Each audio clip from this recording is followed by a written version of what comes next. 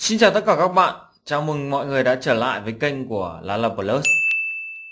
Mùa thu đã về, không khí lành lạnh như thế này mà có bát cháo gà buổi sáng hay buổi tối thì có một ấm cúng phải biết. Thích. Hôm qua tôi thử nấu nồi cháo gà cho mẹ mà bị mẹ tôi chửi cho sốc mặt ông ạ. Ông nấu kiểu gì mà bị chửi? Thì tôi học theo clip trên mạng, đun sôi nồi cháo lên rồi mới cho gà vào. Nấu kiểu đấy cũng được mà, đảm bảo gà chín là được. Mà sao bị mẹ ông chửi đấy?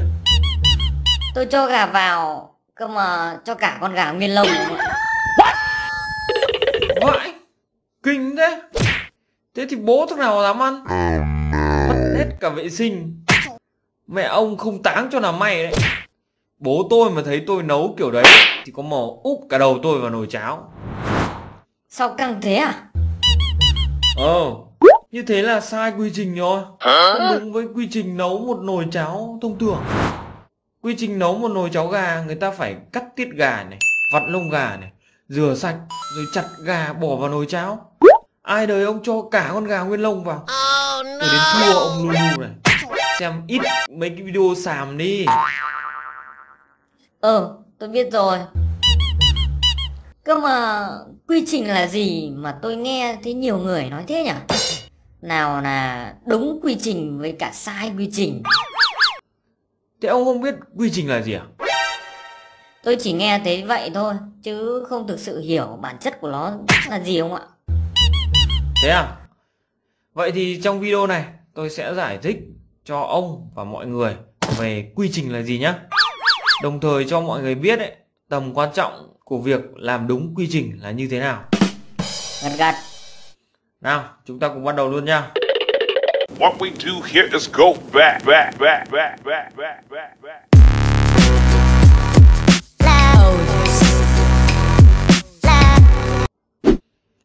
Lulu, ông hay nghe thấy từ quy trình này ở đâu? Để tôi nhớ xem nào. Từ quy trình tôi được nghe nhiều nhất là ở công ty. Sếp tôi hay đi tuần tra dưới xưởng ấy. Thấy anh công nhân nào đang nặn bánh nhà bột mà không đeo găng tay ấy thì sẽ nói ngay: Cậu làm sai quy trình rồi, phải đeo găng tay vào khi nặn bánh chứ. Công ty ông sản xuất bánh à? Chuyên làm bánh mì. Hoặc là khi sếp tôi kiểm tra kho nguyên vật liệu, thấy giấy tờ xuất kho thiếu nhiều chữ ký xác nhận của các bên mỗi khi xuất kho. Thế là ông sếp tôi quát ngay nhân viên quản lý kho: Sai quy trình xuất kho rồi. Cuối giờ cậu lên gặp tôi ở trên văn phòng. Căng lắm không ạ? Thế à? Ngoài công ty ra thì ông hay nghe thấy từ quy trình này ở đâu nữa? Trên TV tôi cũng thấy người ta nói suốt mà. Nào là quy trình xây dựng trong thi công này, quy trình khám bệnh trong bệnh viện này, hoặc là quy trình cấp sổ hộ khẩu làm giấy khai sinh ở các cơ quan nhà nước. Thế ông có thấy từ quy trình này phổ biến không? Phổ biến thật. Hình như ngành nghề nào, lĩnh vực nào cũng dùng từ quy trình này hay sao ấy. Đúng thế. Bổ sung thêm, trong nhiều nơi người ta gọi quy trình ấy với cái tên khác nữa là thủ tục. Nhất là đối với cơ quan nhà nước. Mọi người có thể tham khảo thêm. Vậy thực sự quy trình theo hệ thống chất lượng ISO là gì? Trong tiếng Anh ấy, quy trình là procedure. Và định nghĩa theo ISO ấy, quy trình, thủ tục, procedure là cách thức xác định để thực hiện một hoạt động hay quá trình nào đó. Cách thức thực hiện một hoạt động à? Đúng rồi. Quy trình được tạo ra nhằm mục đích là xác định một cách thức cụ thể này để triển khai một hoạt động hoặc một quá trình nào đó. Mà quá trình process ấy thì tôi đã chia sẻ cho mọi người rồi đấy. Đó là gì nhỉ Lulu? Quá trình process là một loạt các hoạt động để biến đầu vào thành đầu ra mong muốn. Cho 10 điểm luôn. Chuẩn đấy. Như ông và mọi người có thể thấy, trong các hoạt động kinh doanh này, sản xuất hàng ngày ấy, chúng ta thực hiện rất nhiều các quá trình process nhằm mục đích là đạt được các mục tiêu nào đấy. Tức là đạt được cái kết quả mong muốn. Ví dụ như là quá trình đi chợ để đi mua thức ăn, quá trình ôn thi để đạt được điểm cao, đỗ đại học, quá trình lái xe chẳng hạn thì để đến được công ty. Và cách triển khai cụ thể cho các quá trình này ấy, mà tất cả mọi người phải tuân theo ấy, thì người ta gọi đấy là quy trình procedure. Vẫn không hiểu lắm. Ông có thể lấy ví dụ được không? Thế thì tôi lấy ví dụ về quá trình đi chợ đi. Hãy xem ví dụ về gia đình tôi nhé. Chợ cách nhà tôi khoảng 100 mét thôi. Mỗi lần buổi sáng ấy, nếu mẹ tôi bắt tôi đi chợ ấy, thì chắc chỉ mất khoảng cùng lắm 20 phút. Nhưng mà cho chị tôi ấy, đi chợ chỉ mất phải cả tiếng đồng hồ.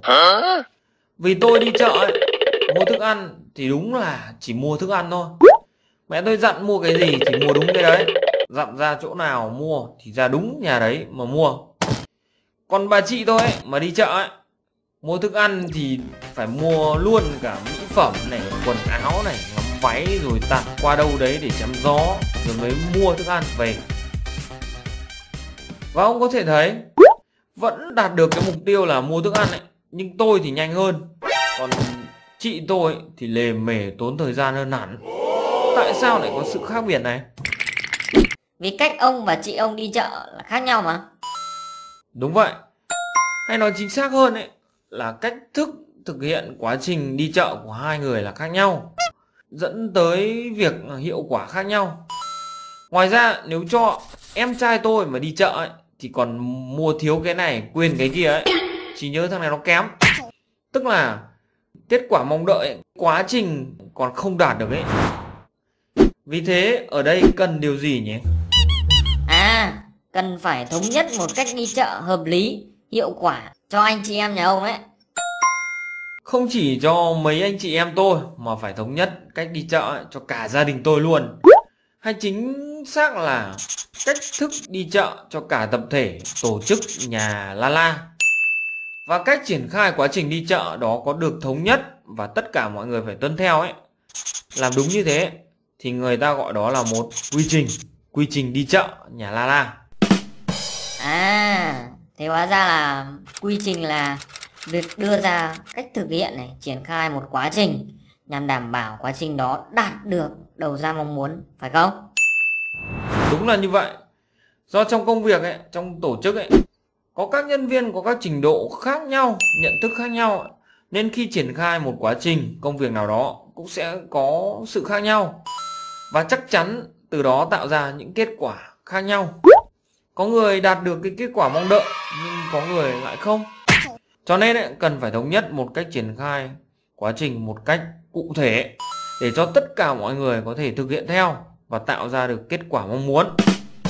Hay nói cách khác ấy, là cần có một quy trình triển khai hoạt động của các quá trình từ đầu đến cuối, đảm bảo ai cũng biết việc của mình là phải làm gì, làm đến đâu thì là được.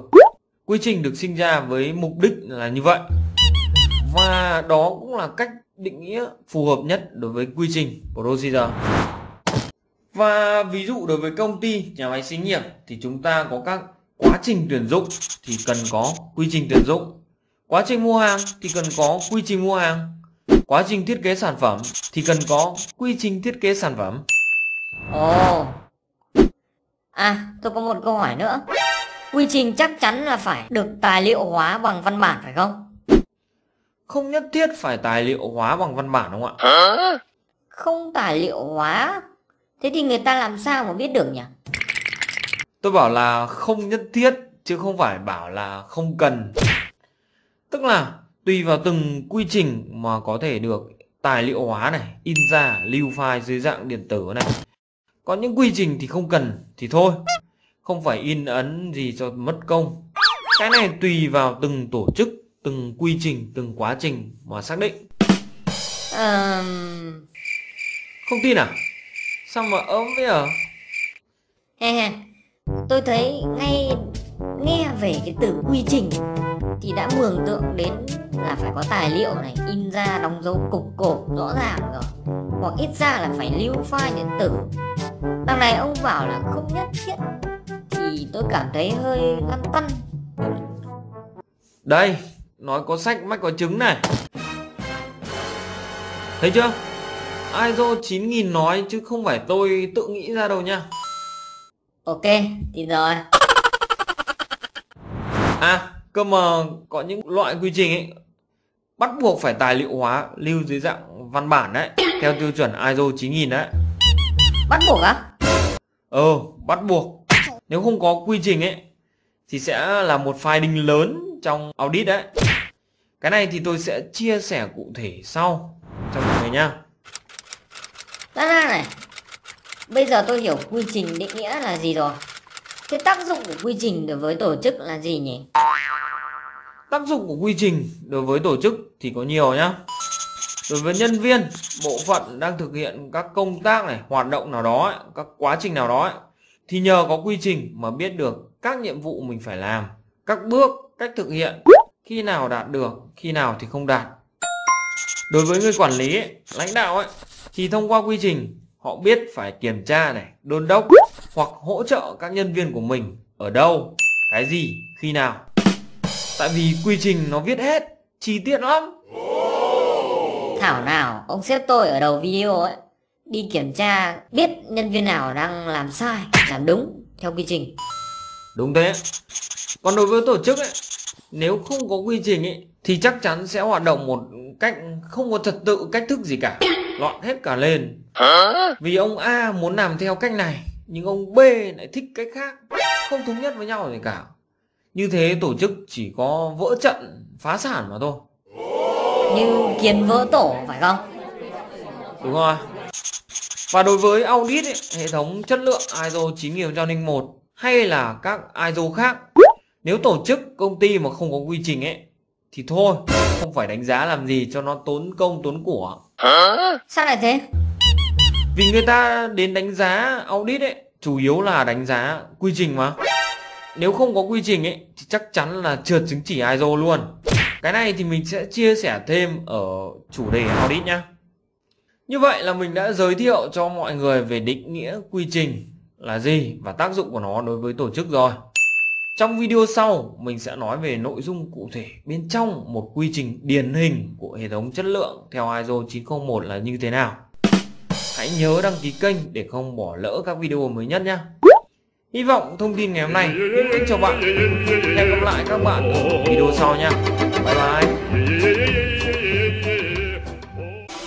Savannah.